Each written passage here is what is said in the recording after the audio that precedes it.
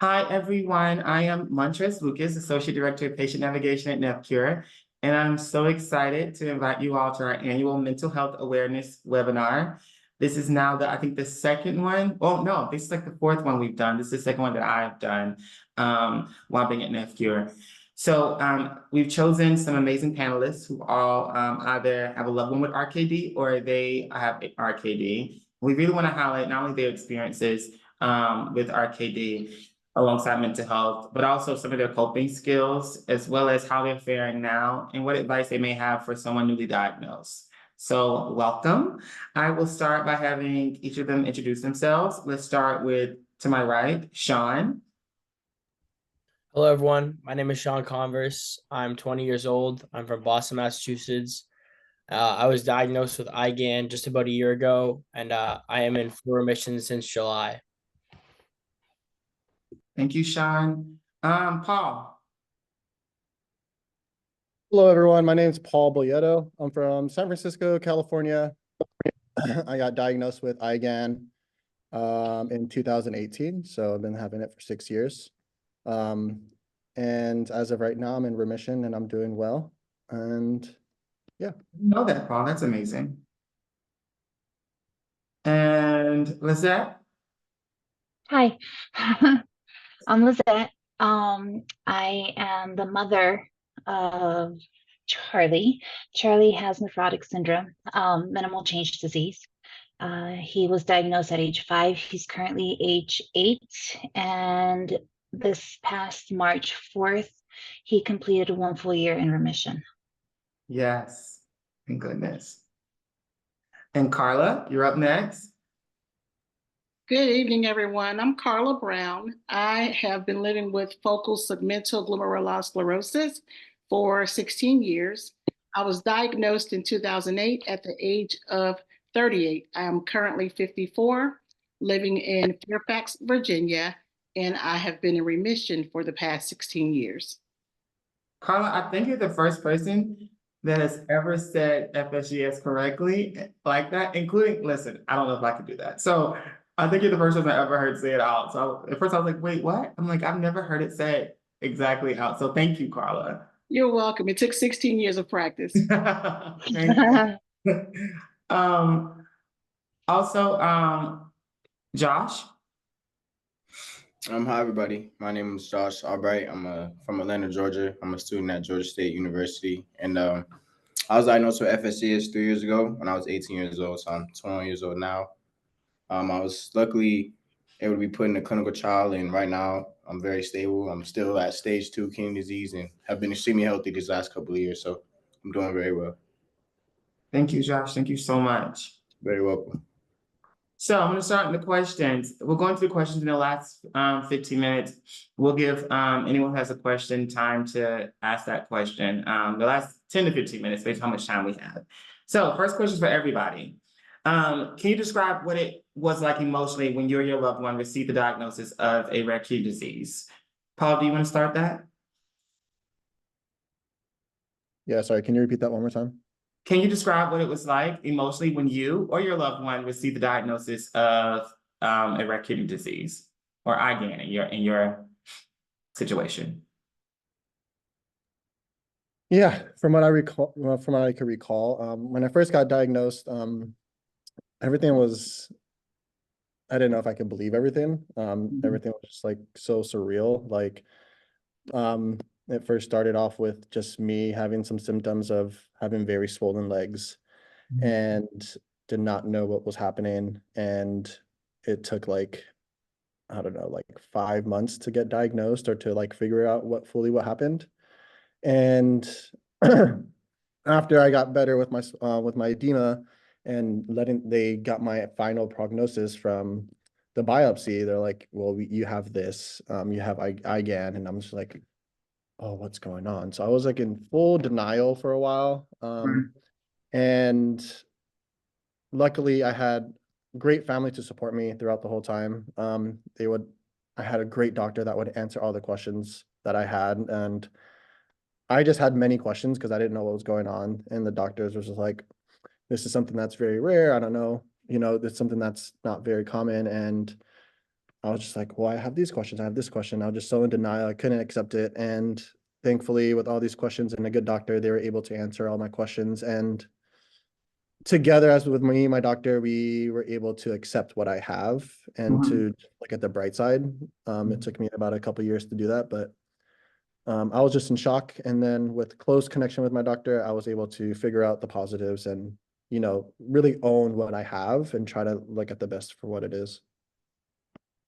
Thank you so much, Paul. Thank you. Sean, do you want to go? Yeah. So when I was first diagnosed, I was a freshman in college. I was just going about my daily life as a student, and it was, super emotional for the beginning point of time, but we got connected with NephCure super quickly. I found Josh's video pretty quickly on your YouTube channel, which was awesome. But it did take about 4 to 5 months to really, digest it, because you at first, you don't know what to think, you don't know how true it is. And like all of us will say, I was in denial. And I think everyone is in denial at first, because how am I going to go from this healthy college kid to now, learning something about my body that I've never known before? Like I didn't even know what your kidneys do for you before I was diagnosed. So, learning a whole different organ and system of your body was just something that I had to look forward to. But looking back on it now, since it's only been a year, I've learned so much. I've been to so many new places, and I met a whole bunch of new friends and basically a new family. So it's definitely been helpful to digest it and move forward with my life. And, and it makes me where I am today. So it's been pretty awesome. Thank you. Thank you. What about you, Carla? Yeah, like my family members before me, because I would say since joining NephCure, I feel like, there's a family out there for us. But when you first diagnose, you feel alone. You feel like I had never, ever heard of anyone having FSGS until coming into contact with some people that's a part of NephCure. So you're in shock. When I heard the diagnosis, I was an adult, I was 38 years old, but my immediate thoughts went back to a grandmother, my grandmother, who in 1998 actually had kidney failure that was not diagnosed until right before she died. And this was after years and months of going to doctors, being tested. She had shortness of breath, but they were not doing the right test. And so she was misdiagnosed and undiagnosed. And so my mind immediately took me there. And also being a parent, a newly divorced parent of a young son who at the time was 12 when I was diagnosed. So of course, my thoughts were spiraling.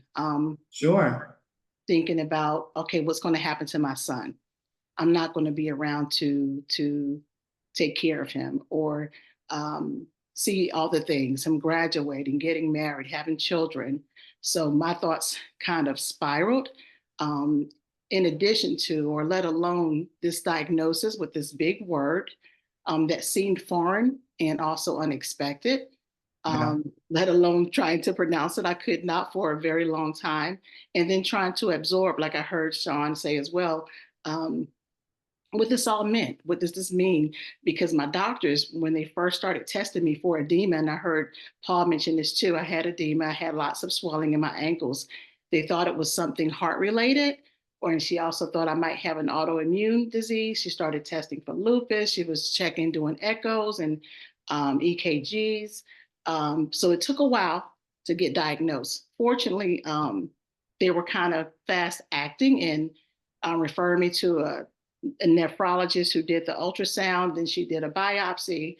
And so they acted pretty quickly after the fact, and also quickly to try to treat me and put me on prednisone, 80 milligrams a day for almost a year. But all of the things that come with the initial diagnosis and trying to navigate life after that is kind of confusing and shocking. And it adds layers and layers of worry for all the different reasons that I just mentioned. So it was a pretty rough time, and I didn't know it then, but looking back now, I think there was sadness and probably a little depression as well, just Sure, looking. I can only imagine, especially being newly divorced and as well as having a 12-year-old. I can only imagine. Mhm. Thank you, Carla. What about you, Josh?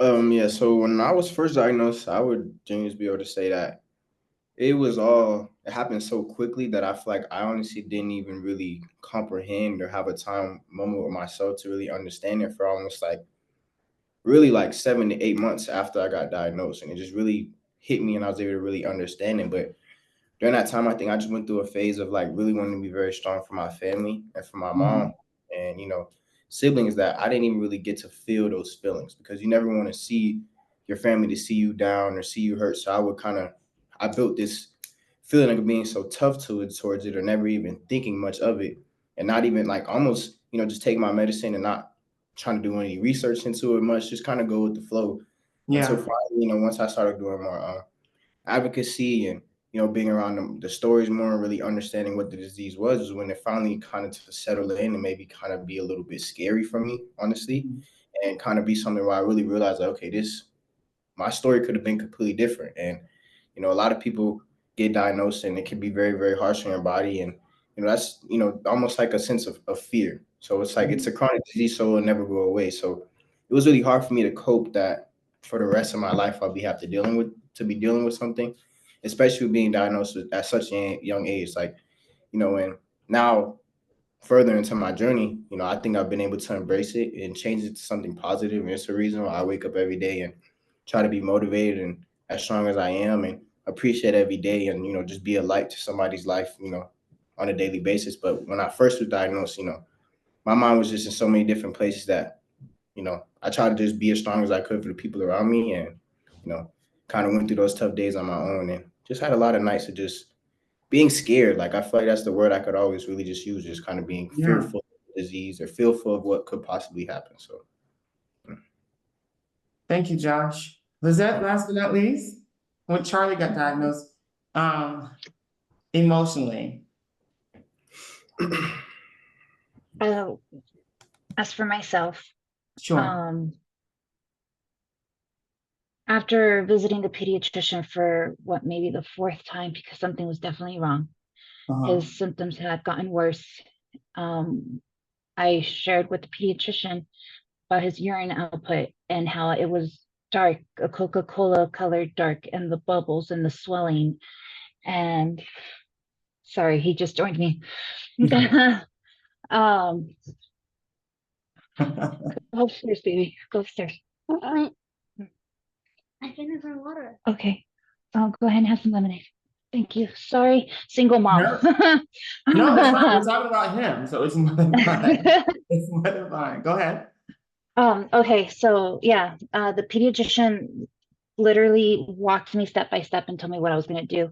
We were going to go to Loma Linda Hospital, and we're going to the ER, and they took us in immediately, and they worked on him real quick, and the sense of urgency brought in the fear. I was already concerned. Now the fear was kicking in, and no one was telling me what was going on yet. Once they had an idea, that's when I first heard about nephrotic syndrome, or it was mentioned to me. Still had no clue what was going on. They started running tests, the Lasix, the albumin, and all this other fun stuff. And there's all kinds of tubes coming in and out of my kid. And I'm just staring at him and I'm just trying to figure out what's going on, or did I do something wrong? And so many emotions just running through my mind. Keep in mind, this was the day after Mother's Day. This was also my first Mother's Day without my mom. So there was a lot of emotion going on. Yeah. And I was at the It was hospital all around alone. this time of year. I'm sorry? I said it was Yeah, around this time of actually, year. this time 3 years ago, we were in the hospital. And Wow. that's, yeah, crazy, full circle. Needless to say, the fear kicked in. That I don't think I've ever experienced fear like that in my life. And he lost so much blood because there was that much blood in his urine. He needed a transfusion. So even seeing my son just blowing up everywhere, to him turning blue, pale, and then the whole biopsy, it's just, I would not wish that upon any parent. Wow. he kept pushing through. That smile of his was still there, and that's what kept me going. He was just loving the attention. He could care less what was going on. He was just, hey, it's all about me right now. It's just, yeah. Like, and I did everything I could to keep that smile going. I put my emotions aside and I made sure he was happy. He was content, and I needed him to see me okay. So he knew to be okay and not to be scared. And that was the beginning of our journey, that I did what any mom would do, just Sure. putting myself aside just to be there for him. Did that answer the question? You did beautifully, Lizette. Thank you so much. A lot of you all share the same emotions, especially when Josh shared scared. It sounds like all of you all, to some degree, where it was a great deal of fear, denial, maybe even, as well as the overarching overwhelm. It seemed like everyone was very overwhelmed in general. My next question is for Carla and Paul. How did you, and how do you, not just how did you, how do you navigate the uncertainty that comes with dealing with a rare disease? Carla, you can take that first. Sure. I've always been the kind of person that never shied away from challenges. So, but this was different. And it looked different because of the magnitude, the seriousness, the disease being what it was. But I did dig in and start doing some research. I did want to learn as much as I can. I did want to look for support groups. I did want to change my diet and try to be healthy. Once my kidneys were stabilized from the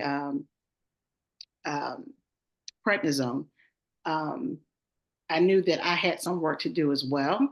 In addition to taking what I was given for, it's also working for my blood pressure. I was on medication for high cholesterol, became insulin dependent because of the prednisone. As a result, too, the prednisone, while it stabilized my kidneys, it ended up masking something else. I ended up with AVN, avascular necrosis, which means bone against bone. Oh, wow. So at the age of 38, I was walking with a cane. Because, just the pain of trying to walk on hips that's bone against bone mashed together. Vanity, it's like, I didn't want to walk with a cane at 38 years old. I can imagine. Not. Yeah. I really had no choice. I had to do that. And then a year later I had to have a bilateral hip replacement. They don't do it at the same time, naturally, because you're learning to walk all over again. Sure. So had the right hip done in 2009, the left hip done in 2010. 5-day stay in the hospital, had to walk with a walker for about 3 months, and then back to the cane for another couple of months. It's lifelong precautions that you have to deal with. At the time in my career, I was in a situation where I was a group home director, and so a lot of responsibility, a lot of liability, kids who were under my care, under my charge. So my lifestyle had to change, going to work with insulin in a bag that I had to take 2 different types 4 times a day, and was really tired, lethargic, sluggish because of, the medications. Life changed for me. So I ended up leaving that career and went into teaching. I started teaching at a college, became a professor, had to get back in the gym and learn to exercise, eat right. So changing my day-to-day habits was one of the ways that I could cope with and try to navigate having this disease, but also leaning on my faith because, again, being a parent, still had responsibilities. And I think I heard Josh say this earlier, and also I heard Lizette say this, trying to make sure my child was still happy and healthy and whole and not worried. Because sons and their moms, sons worry about their moms, My son Yes, is goodness. my son is 27 now, and he's like my dad. You know, Mom, next time you go to the doctor, ask your nephrologist about my kidneys and if I can donate. And we're not, we're not there, but that's, boys and Yeah. their moms. And wanted to make sure he was okay, that life did not change for him. He could still do all the activities. He played AU basketball, so I was busy with him. And yeah, it was a lot to try to navigate, but I had to do what I had to do. And I kind of went about life taking my meds, doing all the things as a parent, starting a new career as a professor, decided to go back to school too. I guess trying to busy myself and steady myself and look at other ways to try to cope. So I got really, really busy and wasn't really thinking about what I was going through. So that was a coping mechanism for me It to sounds try like to it. do life and Yeah. not even thinking about it at that moment, but looking back now, and I can see that's where I was trying to get busy with life and not worrying about death or not Yeah. worrying about what could happen. And that works for me. It sounds like all of you all start knowing you all individually, seems like you've all kind of done that. So yeah, that seems to be a very common coping mechanism of a lot of RKD patients. What about you, Paul? How did you navigate the uncertainty? How did you or do you navigate the uncertainty that comes along with dealing with a rare disease?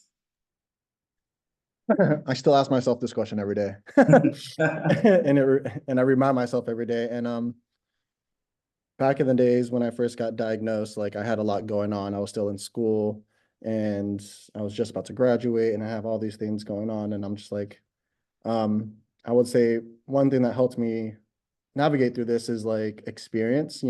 I have two choices. It's either I let this disease control me or I get to control on what I still have left.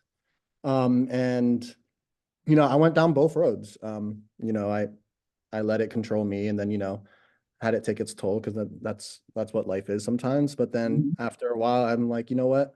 I still am somebody. I still am Paul, right? I still am this person that I want to be a teacher still. I still want to have a family. I still want to enjoy being with my family. And I'm still this person that still loves to ski and loves to do all these sports. And I try to focus a lot more on focusing on the positive things and just trying to do those things more and more to allow me to still have fun. And then once I realized that there's still a lot more out there that's worth it to live my life without having this control me, that's really what helped me out. So I just kept on being around with family that loves me, kept being around the people and the environment that makes me happy. And I just focused on that. And also, I mean, like just like this past weekend, like the summit, that just even made me help me navigate this, because the more you're educated, the more you get to know people, like that is a huge factor. And like just this past weekend, that just helped me even navigate my life more and this disease more, because now I'm learning more. I'm learning about more people that have this disease that's very similar. And it's just helping me thrive a little bit more and just helping me focus on myself, and not just myself, but also others. I want to help other people out too. And it's just all about that, right? I got to work with what I have and help myself and help others out, right? Because this is something that's not just affecting me, but it's helping and affect others. And I have a very strong heart and I love to help others no matter what it is. So if I have a chance, like I'll do it. Thank you, Paul. It sounds like advocacy, like is a coping skill of yours too. It sounds like we're already getting the coping skills, which is interesting. We're gonna get there though. We're definitely gonna get there. My next question I'm going to ask Josh and Sean, both college aged. They have that in common. I want to know how has RKD affected you and your mental well-being on a daily basis? I think college-aged people, individuals, I was once one of those, have very interesting lives. It's across intersectional between learning a new social platform and day-to-day adjusting to that, as well as now you throw RKD into that, and also you have school and sometimes work, like Josh does as well. So how has that affected your mental health well-being on a day-to-day basis, RKD? Josh, you can start. I would just say it's it's still kind of I'm adjusting to this day. I feel like every day is different. Yeah. And I think just like I said earlier, just kind of learning more about my diagnosis. But at first, it was kind of such an abrupt change that I didn't really know how to cope with it or even know how to like under understand what was really going on. I think being my age, specifically, the college kind of age, people our age don't really know anything about dealing with a chronic health issue. So Mhm. to us, though, most of our friends, that was probably so confusing. And like, I don't blame them for not understanding at first until we have to have those constant conversations. And to this day, I'm sure Sean understands, like, some friends still may not even fully understand what it is that you go through. So I think it's been adjustments and just having to have those conversations with people my age and having, letting my close friends and peers understand. And, because of NephCure, I've luckily been able to meet friends like Sean who are close to my age. And, Sean is like one of my best friends now. So we have those funny times where we'll be hanging out together and it's like, you'll mention something that only me and him will probably laugh about or understand know what we're going through. So it's been adjustment and learning who will understand and who won't. And, just kind of not being upset with people for not understanding because if I didn't go through this, I wouldn't really know how, either. So Sure. What Yeah. about you, Sean? As regard to like your like straight up mental well-being, it definitely takes a toll on you. Because you have to like you said, Montrez, like worry about school. And as Carla said before, I worry about my mom all the time when I'm at school. So calling her, making sure she's all right. But like Josh mentioned too, like friends, like, we're in a day and age where friends mean everything. Your college friends are going to be the people at your wedding or whoever it is you meet along the way. That's what I really struggled with because being from a small hometown as well, like I didn't want to tell those friends who were off at school so that they would worry about me or they would have questions that I didn't know the answers to yet. Um, but as for my college friends, like I was the ones to tell them right away. I was living with them at the time, and they had to know if anything happened to me, what to do and who to. Sure. So for my mental, it was definitely tough at first for my mental well being, but I have since adapted and met a great group of friends, like Josh had mentioned. When we're together, there's some laughs shared, and people don't really understand what we're laughing at, but it makes sense to two of our heads. right. Thank you. Thank you. Thank you both. This being for Carla and Lizette. Lizette, what kind of support have you found most helpful in coping with the mental health challenges associated with RKD? And then Carla, same question for you. And in the beginning, I didn't have much support, Sure. if any. Again, it was just me and Charlie. His nephrologist was amazing. If I could have originally from California, if I could have stayed there, I would have. Now I reside in Las Vegas, and my sister, oddly enough, she's a Facebook fanatic. She was the one who recommended that I get on Facebook and check out support groups. I didn't even know that was a thing. So I humored her. I went on there. I just typed in, nephrotic syndrome, and a few groups popped up. And because of one of those groups, I was introduced to NephCure. Oh, wow. The first year, I think it was more just trying to adjust to everything that I kind of just shut everything out. Mhm. It was the second year where I started opening up a bit more. Then this is when I attended the LA walk last year. And the feeling of involvement, community, that feeling, not feeling alone, that changed my whole perspective. Oh my God. Meeting other parents, again, knowing I'm not alone, Charlie meeting other kids like him, because this is also the same time where he started asking questions. Hey, Mommy, why me? And trying to answer that question to a 6-year-old, oh my God, broke my heart. Like it, and then ever since then, I've been trying my best to get plugged in, whatever I can to I mean, he's very knowledgeable for now. Well, even being a 5-year-old, he was very knowledgeable. What the little kid in kindergarten talking about kidneys this and kidneys that, and oh, are you taking care of your kidneys? Like, like it was amazing. Even being at the summit was amazing. I wish it was longer, or I wish we had just the community somewhere, just us. Like that would be great. Like even coming back, I'm not gonna lie, I was a little sad because it's like, okay, back to reality, and it's me and him again. And like I know we made connections, we, Sure. gave each other's information and all that stuff, but just that in-person security of it, just it is absent in our lives. And I know he looks for it too. He has a bunch of friends, but no one, he didn't connect kids as much as he did this last weekend. Like Wow. yeah, and I don't know if you've seen pictures I posted of him hugging friends. He's still texting with some I of them saw on him my wanting phone. to leave too, which made me kind of sad too. I'm not gonna Oh lie. my God, I That kind of know. killed me.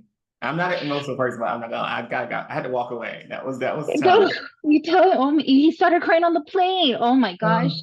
Um, I'm like, I'm gonna somehow I'm gonna provide to just make sure he stays connected. I stay connected. sure. No joke. This wonderful organization. I have no words, and just like others, anything I can do to help for that next person, whether it's a little person, a big person, or a parent, I want to do my part because you guys were there for me, and I've gotten stronger as a mom, as a person, since being introduced to NephCure in general. Thank you so much, Lizette. Thank you so much. Whew. How about you, Carmen? Yeah, woo is right. I have to take a sip of Sorry. water. Right? Thank But you, Lizette. yeah, I would say connection is key. I mean, that was my main support. My doctors who were awesome, my nephrologist who just was in my corner, and also my sister. My sister, I had 3 sisters. I'm the youngest in the family, and it seems like all the things, I'm the one that get all the things. Like my sisters are healthy, I get all the things, but my sister Brenda was there with me when I was first diagnosed, and I'm so glad that she was because, we go numb when we're listening to the information and the diagnosis and treatment, and we don't really hear all the things we need to hear. And so then we can't ask all the questions we need to ask. So I'm so glad that I had my sister that was there to hear and absorb the information, as well as ask questions and, shared stuff with me later that I did not hear because of the space I was in the moment. But also support groups. I got online and started looking at different support groups and to see how I can stay connected, connect with others who could relate to my story and had information to share.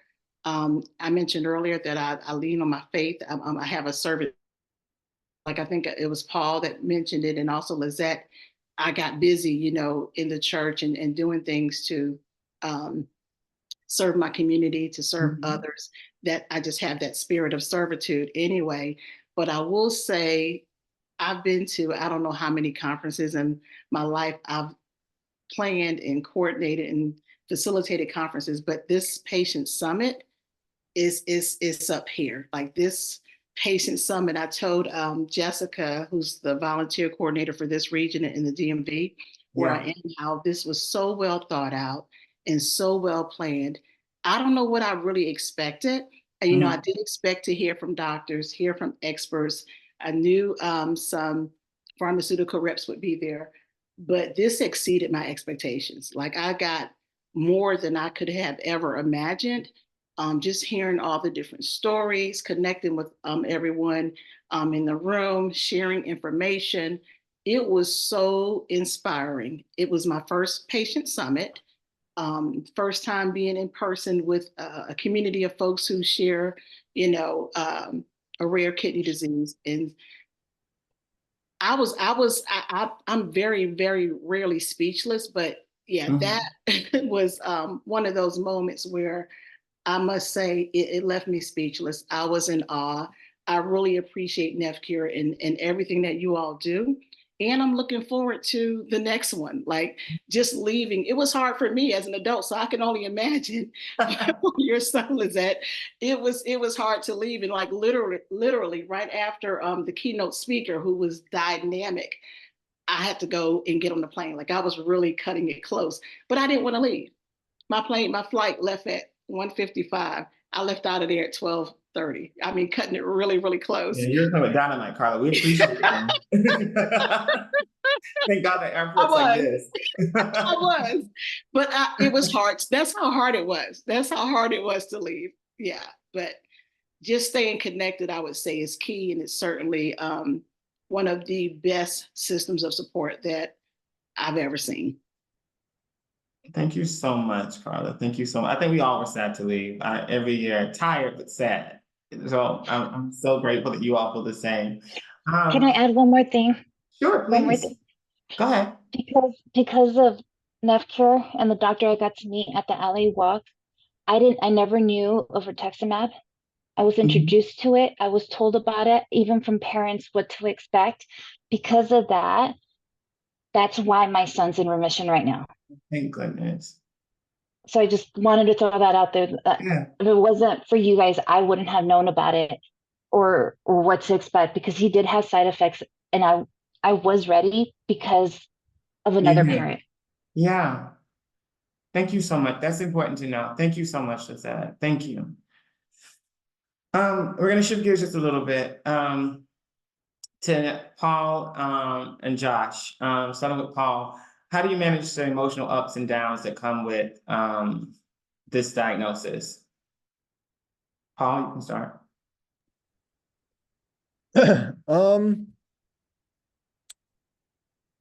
Well, I just keep on doing what I love to do. So if it's going out, I run a lot. So if I need to go for a run, depending on how I feel, like I would just go out there and then just listen to music a lot too. So running and listening to music helps me deal a lot with my emotions, and it helps me figure out what to accept. Recently, I'm teaching at a private school now, so it's at a private Lutheran school. So now I got a lot closer to God. So now like I have a lot more faith within God and stuff like that. So just being in this other small community and having a stronger connection with God helps me get through this a lot. And I feel like everything is coming for a reason, and everything is here for a reason, and just to continue following what I enjoy and helped me get through this, honestly. That's all I can say. Thank you, Paul. It sounds like faith is kind of you, Carla, and Josh now too. It sounds like that seems to be a common thread. So that's good to know. Josh, what about you? Yeah, I would say obviously as well too.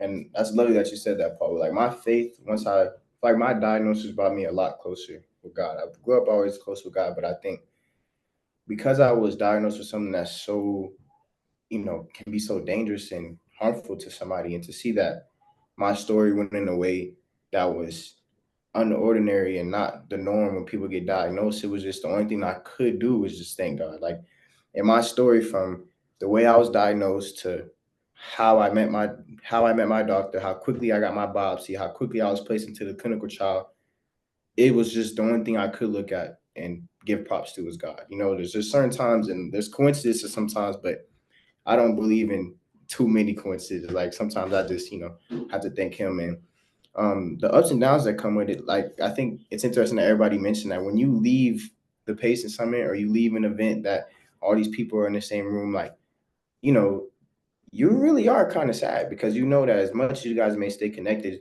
we all have our lives and we go back to it sometimes. And, you feel like you may be in a place eventually where you have to deal with those lows. No matter, the strongest person in the world has a tough day. So, you could be as strong as you want and not have a kidney disease or not have something chronic going on. But when you try your best to be strong, but then you always have something that could be a reminder that could put you in the place. Something so small as I could have a week of feeling good and just taking my medicine and feeling well. And then one day I could just wake up and notice that my routine is so different than people my age that could hurt my feelings. That could hurt my heart. Like, and just to feel like, my other friends are just getting up and they're just doing normal things and just going on with their life. They don't have to take medicine. They don't have to constantly, think about stuff like blood pressure or what they're eating. And even though, it's been such a positive in my life, and sometimes I feel guilty for even feeling, the way I feel sometimes because I am so healthy. Some people are in a way worse situation than me, but we're all in this together and in a journey. And I think having people you can talk to, that was my biggest thing. I think I didn't talk to too many people about it because I just wanted to kind of be vulnerable. And when I finally found people who I could go to, my friends who I went to college with, like they would sit down with me for hours and hours and listen to how I feel and be there for me and be a support group when I come back home from those groups. So finding people who, again, like Sean as well, like people who I can lean on in a place where they genuinely understand how I'm feeling, and they're not gonna, make it seem like even if they don't understand everything, they're just gonna be able to be there for you because most people don't understand rare diseases. Like we don't need to say things to somebody and feel like we want you to give us the answer. It's just having that support and being there for you and saying that no matter what, they'll be by your side and uplifting you on the days that you're down. So that's been my ways of dealing with the ups and downs with my diagnosis.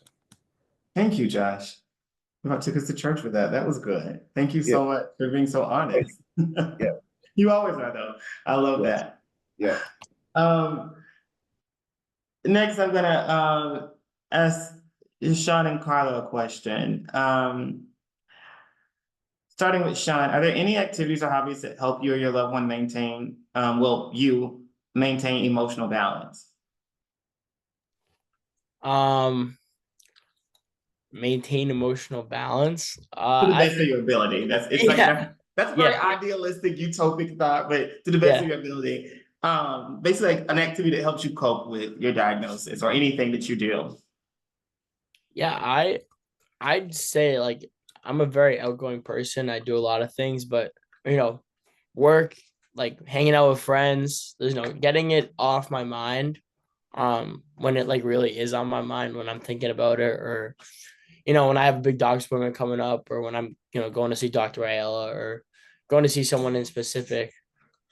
That's when it like really comes up, and that's when I have to like go hang out with my friends, or ask my roommate to go get dinner, or go see a movie, or just like take my mind off of it. I was a huge athlete growing up, so like even going to play basketball just at the courts or like to shoot around, get some shots up, that was huge for me. And that's probably the best thing to get my mind off of it, just being around people.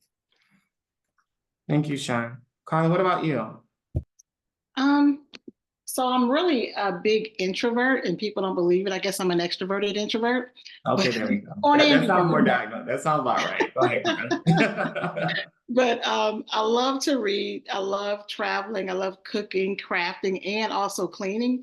And I know that might sound funny, especially the cleaning part, but I do that. I know people like you. And I saw Lizette raise her head. Yeah, I do that to get my mind, kind of for a distraction. I heard Sean mention too, especially when it's time to go to the doctor. Every 4 months, it's like, okay, that time is coming up. And some days it's like, I need to take a mental health day. I need to take a day off to go to this appointment because, depending on what's going on, I may just need some me time. I may need some downtime. I may not want to be around anyone. Usually going into it positive. Like I'm the ultimate optimist. Like I'm usually always positive, but there's still that level of uncertainty and worry when those appointments do come up. But doing all the things that I like to do, those habits and hobbies, I should say, is a go-to for me. A spa day, some retail therapy, some shopping. Those are all my go-to things to try to maintain a healthy balance. Montrez, let me add something to that. Sure, go ahead, Sean. I know she said cooking. I love to cook too. I forgot to say that, but I love to cook. Even though being a college kid, I don't get to cook much. But I came home the other day. I said, "Mom, let me cook something." So I made some eggs, but I also love to get my hair cut. Like that's one of my favorite things ever, going to the barber shop and getting a haircut. So I've heard that too. Not eggs in particular, but also getting haircuts. It's definitely a coping skill for a lot of people. So I definitely hear you. And retail therapy, Carla, like some of us are guilty of overindulging in that. So I can hear you on that. So I wanted to, this is not a question that probably you may be expecting, but a question for Lizette. Seeing as Sean and Josh are both college age individuals, and they also seem to be coping with RKD pretty well. When thinking about Charlie, how does that comparison, does that make you compare or think about anything in particular? Man, I see these young men, and it gives me hope that even with this, and he can still have a life. Because of all the steroids, there was a point where he wasn't walking and he was playing soccer. And I swear this kid was a natural, my money maker right there. And I had to pull him out, and it broke his little heart. And he couldn't, I mean, he'll go weeks without walking. I was gifted a stroller, a big stroller for him to get him around, especially for his birthday, because I wanted to take him out, even to the park. God Sure. willing, it doesn't happen, but just in case he does relapse, I want him to still have a life. I want him to be able to enjoy outside. This last Christmas, I got him, he's such a boy, sports, everything sports. So I got him baseball stuff. I got him his football. I got him soccer stuff again. Oh my gosh, we've been playing outside. I can't keep up. Like, I can't keep up, but he's playing outside, and not knowing what tomorrow's going to look like, whether or not he's going to relapse again, because for the first 2 years, he was a frequent relapser. So we know what that's about. And we take advantage every day that he has in remission. And if he relapses, so be it, we will be ready. And he knows too. And he even looks at me, oh my gosh, even this last round of infusions he got, that morning he woke up and he tells Mom, you know what day it is? I was like, what day is it? And he's all, it's time to get poked. I was like, yeah. He's all, I'm ready. I was like, who is this kid? I'm like, I don't even know where that came from, but that right there gave me peace. And then seeing Josh and seeing Sean, and they're thriving and they're happy, and that, like, it comes out of them. Oh my God, man, get out. I can't, like, and then even at the summit, seeing Charlie looking up to these young men too, and he sees it. And I was like, you guys are making an impact on him, and you guys don't even know. He sees you guys, and I see you guys, and it's amazing. It truly is, and inspiring, really, and it gives me hope for him. Thank you so much, Lizette. Thank you. Thank you, first of all. That's amazing. And I really think, your son's story with him being so young, like those kids just like him are like my why, and that's the reason why when I wake up and I, have a day where I need to be stronger, I think about kids like him, just like him. So to me, your son is honestly like will be one of my heroes for real. And any advice I give to you is those kids that he loves to see, that he loves to meet, like try your best to keep those relationships, because I'm trying not to laugh and stuff while I'm up here with Sean, because that's how close we are. Like, and our kidney disease has brought us so close, and it's like it's such a different relationship from other friends that I have and that I've met. It's almost just like a brotherhood. We're going through a battle that's similar, that nobody else will understand and relate. So those relationships that he's building at these summits, like those are lifelong things. Like I genuinely told Mom the other day, like, hey, me and Sean's weddings are gonna be lit. Like I can't wait until we go. It's just that brotherhood that he'll meet with these other kids is so important. So I thank you for mentioning that. That meant a lot. So. I can hop in here too and comment on the fact that he was crying on the plane ride home and didn't want to come home. I was 19 last year, leaving the patient summit, and I didn't want to go home either. So, and I know Carla mentioned she didn't want to leave, and because you just make friendships, and it's just, you don't want to leave the connections that you make with people, and the places you guys go and the laughs that are made. But there's always next year, and it makes it even better when you don't see that person for a long time and you get to see him. Like I see Josh, or I see Montrez, or I see anyone on the staff. That's what makes it better. So it's a great thing. Thank you both so much. I wouldn't change nothing for sure. Sorry, Montrez. I No, wouldn't go change ahead. nothing. I wouldn't change anything about my diagnosis. Like I just think the people I've met, where I'm at right now, it's like honestly, when me and Sean are together and we talk about it, it's like you wouldn't think that we're talking about something like a chronic disease. Like we're like, hey man, like just this is exciting, man. Like we're witnessing the change in the world. Like we're witnessing new medicines and some of these, people's stories getting more healthy. And it's just like, it's just so much more hope right now. And like me and him have conversations on the side so much, like with our stories, with us together. Like I just want younger kids to understand that there is hope. And when it gets our age and we're in college, like this is not the end of anything. It's just the start of a new journey. And it makes you into such a stronger person. So we're all just kidney warriors for real. And I wouldn't change a thing. So amazing. Thank you so much, Josh. Thank you as well, Sean. So before we go to questions, I have one last question for you all, very short. So just few words. What do you most hope for? I'll start with Paul. What do you most hope for in the future? I hope for a cure like probably everyone else, but I just hope for just this continuation of this community and just the continuation of pushing forward for finding new things for all of us and just for the future kids. And hopefully we could just get a really good hold on this and understanding, just build a bigger awareness of kidney disease. Thank you so much, Paul. Just a few words as well. Carla, what do you most hope for? I'm hopeful for a cure as well, like I heard Paul mention, but also early detection, because that was most helpful for me. Early detection is key. So true. Thank you, Carla. Few words, Lizette, on what you're most hopeful for? I must agree, a cure. But what I would hope for is just more awareness in the sense of schools having an understanding about what a child can and cannot do, what they're able to eat, not to eat, even if their water bottles being measured, if they're going to be looked after, having that option to be around other kids and not have to be homeschooled just because they're sick.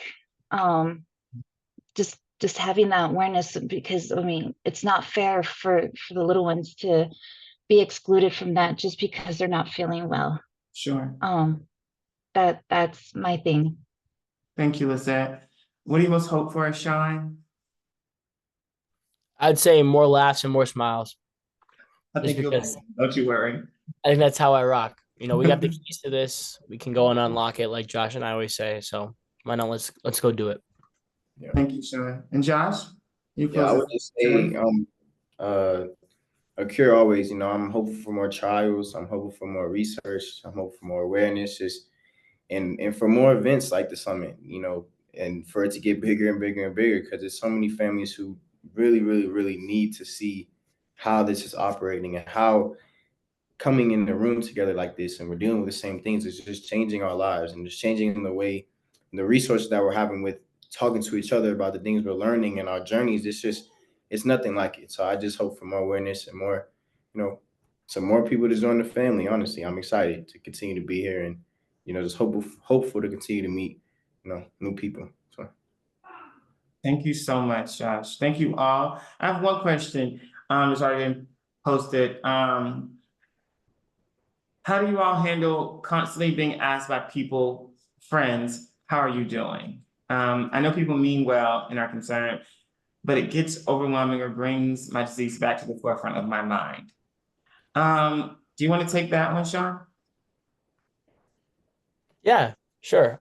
Well, when people like ask me how I'm feeling, I always try to, answer the question with positivity, no matter what. And I think Josh can definitely agree with that, and Paul maybe, and everyone else on this panel can say, when even if you're not feeling, the best or the greatest, you just gotta be positive at all times.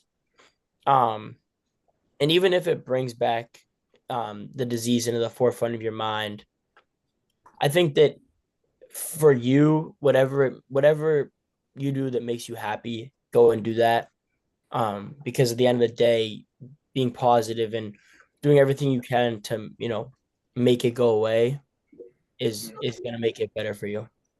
Yeah, and I would also add to that as well as like, I think people constantly, ask, sometimes how I'm feeling. And I think the way I look at it is if it's coming from a genuine point, I just think, people around you may really, as much as it is, sometimes you could have, I understand like having those days where it's like, hey, today might not be the day I want to talk about it, but that might just be day that that person specifically just really, really wanted to check on you. And I think I've always had to make sure I'm understanding that I don't want to take out the fact that I don't want to talk about this right now on somebody who may really just want to know. You know, I think you can always gauge by how someone's being genuine. And I think, like Sean said, if you present the way you're responding to them in like a positive way, even if you're not feeling, I think it almost would make me feel a little bit better about what I'm going through that day as well. You know, if I just presented to them like, hey, I'm going, you know, or being honest, like, hey, I'm actually not, you know, feeling too good right now. Or honestly, like, you know, it's been a lot on my mind now. And honestly, maybe I can get back to a little bit later and we can have a better conversation when I'm feeling a little bit better. I think it's just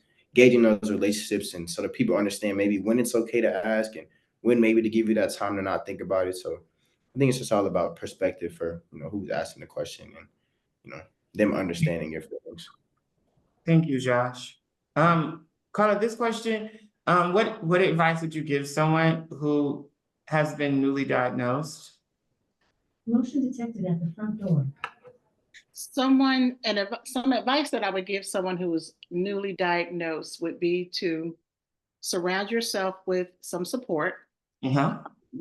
Develop a support system, you know, whoever that is. It may be your doctors, it may be family, it may be friends, it may be kinship, you know, those friends who are like family, and also to remain hopeful. Remaining hopeful is key, having a positive mindset.